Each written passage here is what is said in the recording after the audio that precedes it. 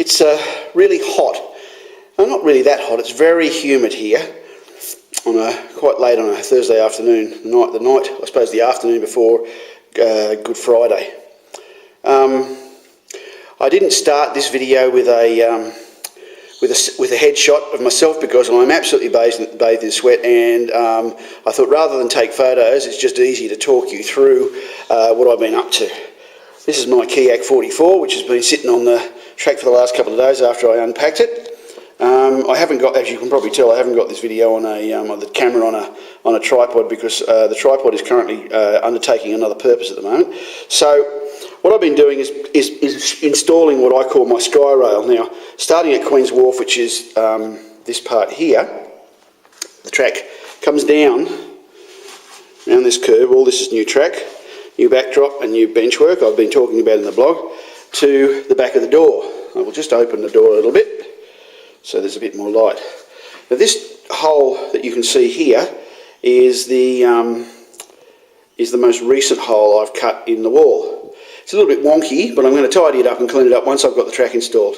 But as you can see, the track, the hand-laid track, comes to a point there. Now it's a little bit longer than it needs to be, the hand-laid track, because it's going to transition at this point back to Pico track as it exits through that hole down to my staircase, as you can see there. Now if you read my blog the other day or last night, you'll know that the staircase is where the trains are going to exit through this hole, excuse my bumpy camera work, through the hole there, along to this sort of shelf here. It will travel across there. I hope you can see this is a bit bright at the end of the thing there, and through along that shelf to there.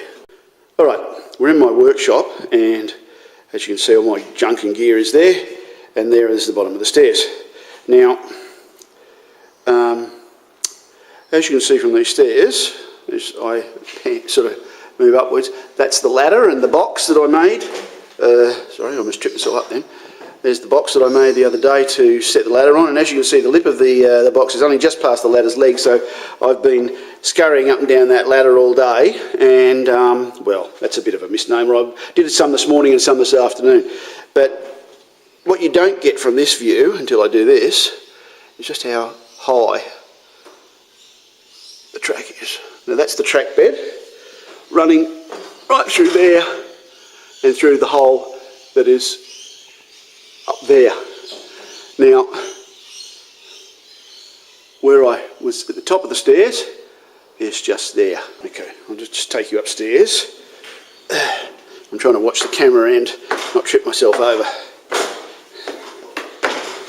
So, at the top of the stairs are in the train room, round to the left and inside the cupboard.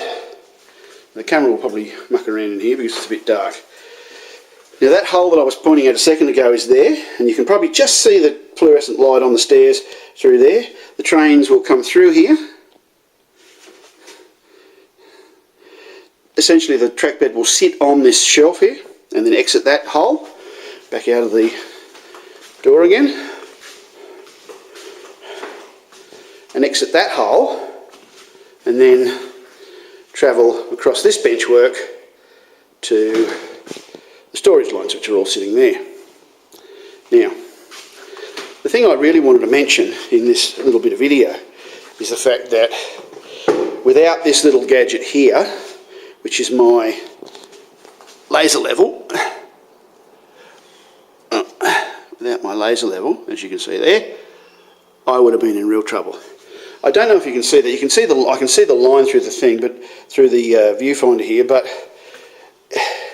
through this part, this level draws a line across that wall that is perfectly accurate, and from which I took the levels of all those little joists there, all those wooden joists. Without that, I don't know how I would have done this job, because each one of those joists has to be 4.5 millimeters lower than the next one. So it starts here. You can just see the green line on the door here.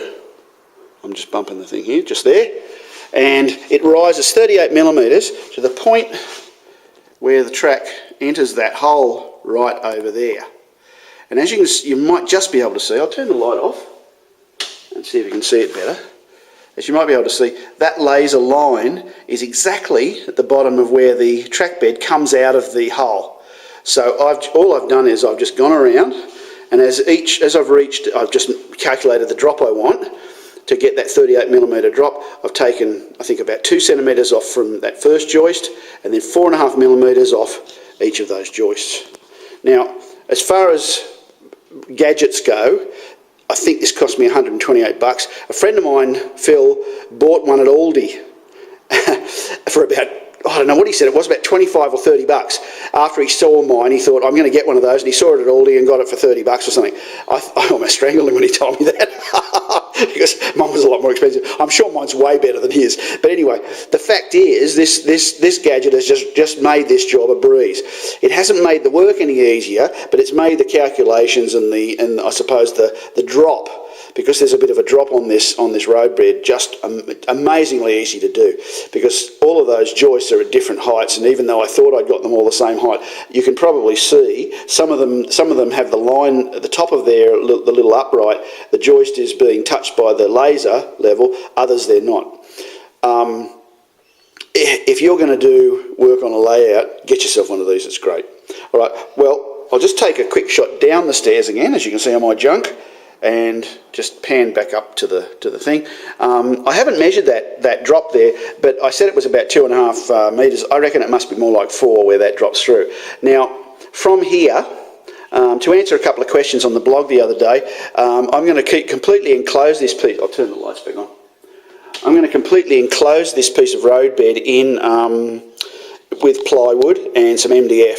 So to answer the question that was put on my blog yesterday, yes, there will be it will be enclosed. There'll be 12 centimetre high walls made from 3mm ply along each side.